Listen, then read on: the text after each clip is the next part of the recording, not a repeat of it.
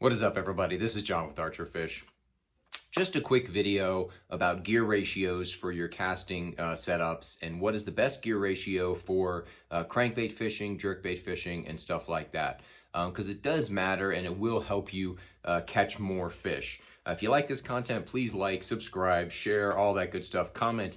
If you guys have questions for me, I try to answer everybody. Also, if you have suggestions for videos and topics, again, like this one of my subscribers was asking me the question, so I figured I'd do a video and kind of give you guys some of the information that I gave him. So if you have questions about a technique or a spot, that I fished or anything, just ask me, and if there's enough there, then I'll make a video for you and try to give you as much details as I can.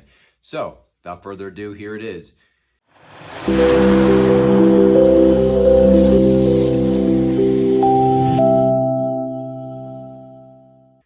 Let's start with crankbait fishing. So as you've seen in some of my videos, like this one here, where I'm doing a lot of crankbait fishing. The past couple years, I've done a lot of crankbait fishing. And so I was experimenting with a lot of different gear and a lot of different techniques and a lot of lures, mostly the square bill. I was kind of trying to figure out what is the most effective way to throw these and to maximize my fish catching.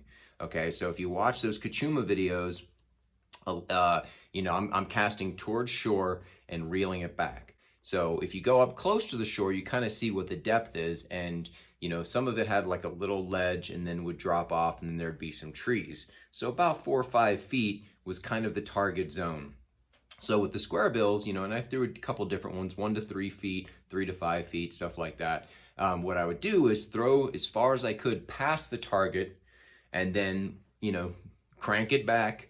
And so it's at the right depth, as it passes them. So let's say it's at like 3 feet, and that's where the fish are about 4 feet, because they like to ambush from below. So you don't want that thing to be too high up, or they may not go up for it. You don't want it to be underneath them, because they may not go down for it. You need it to be right in the target zone, just above their head as it passes. And that is where the gear ratio comes in handy. So I did throw a few different ones. Now I think the most ideal would be a 6:3 gear ratio. See, it says it right here. This is my Daiwa Tatula 150, I think it is.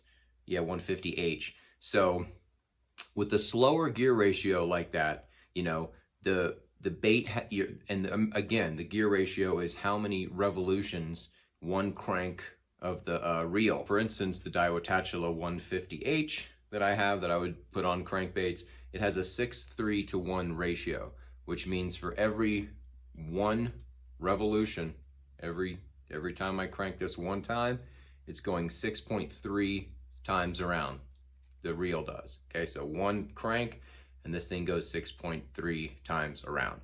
So what that does is the slower ones like that, 6 and 3 is pretty slow, is it allows the crankbait to get to its desired depth in the water. Okay, if you're going too fast, it's going to come up to the surface, and I've seen it. If I'm throwing the crankbait and I'm going fast, you're cranking it and it comes up at the surface, or it just is not getting to the target depth. So with the slower gear ratio, you're going to get it to the target depth quicker. You know what I mean? It's going to get down there and be exactly where you need it, and that is very important for targeting, crankbait fish, especially the square bill.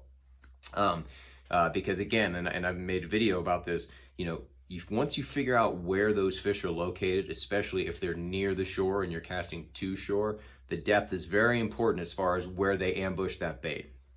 Okay, so I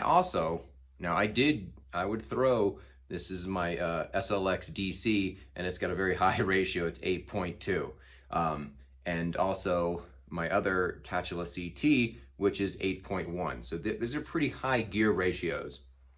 And, and you can tell the difference, but I did use these a lot for crankbait fishing, and it was mostly just to cover water. And again, at Lake Kachuma, those fish are hungry, their fish are aggressive. So I used kind of a higher gear ratio there, just because I just wanted to cover as much water and find out where the fish were staging. Now, if you found out where they were staging and what depth, then I might slow down and use the slower gear ratio and a slower retrieve.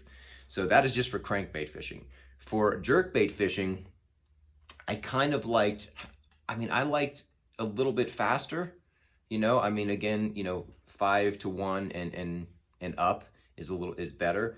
And for the jerkbait, I really was kind of only using the SLX DC because it is such a high ratio. And because with the jerkbait, like, you know, you throw the jerkbait out there, you give it a couple cranks, you pop it, and when you're just popping it or jerking it, you know, you create so much slack. So you want to be able to, you know, get that slack in as quickly as possible, depending on the type of retrieve you're trying. So for me specifically, a lot of people do, you know, twitch, twitch, stop, twitch, twitch, stop, reel, twitch, twitch, stop, reel. For me, I like to just burn it in. So I'd cast to, and again, some great Kachuma videos where it was overcast and I just got to this one point specifically, and I would cast towards the point from the deep side and just slaying them all day. And so I'll put that video right here.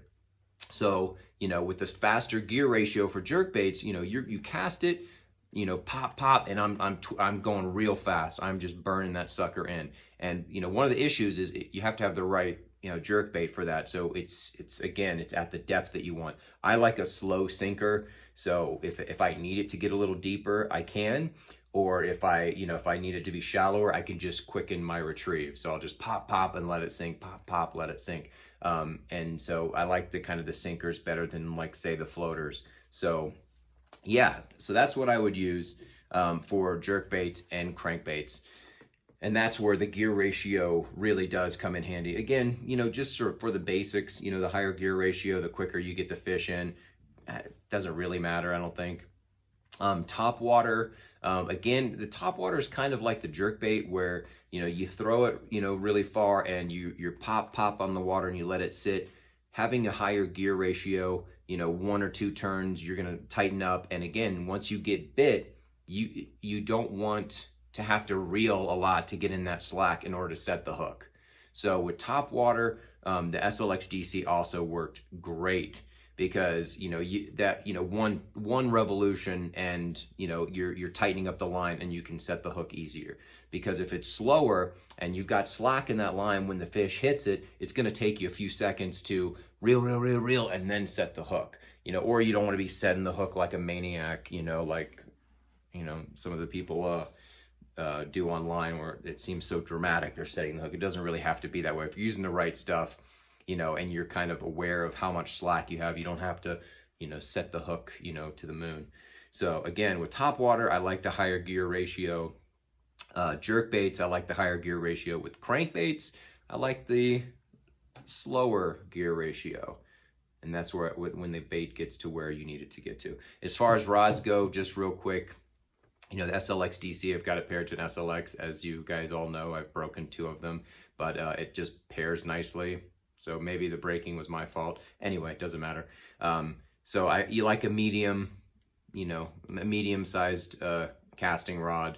You know, I like 7 foot or more. I don't really go lower than 7 foot anymore. There's just really no reason to for the type of fishing that I do. So 7 foot medium rods for each of them. I do have a medium heavy with this one, and this is basically for you know, deeper crankbaits, the bigger crankbaits, and let's see what else. The Beaver Bait, which was awesome. If you've not seen my beaver videos where I'm throwing this crazy beaver bait and catching tons of fish on it, that one will be right here. It's pretty crazy. It was pretty exciting because I had no idea it would actually work.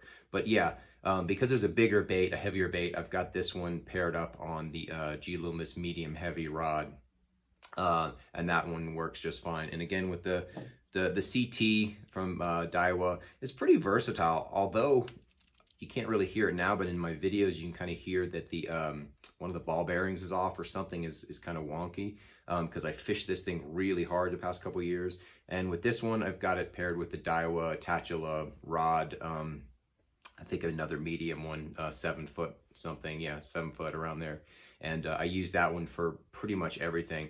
I do a lot of jig fishing with this one, and I even was throwing the Senko with this one too, because once you got it tuned up, I mean, these things don't really do a lot of backlash. So again, tuning them is very, very important. Tuning them to your bait is very, very important. So be sure to do that. And I may do a separate video on how to tune them precisely so you don't ever get a backlash, because yeah, that's key. So anyway, that is it. Thanks for watching, everybody. I will see you tomorrow.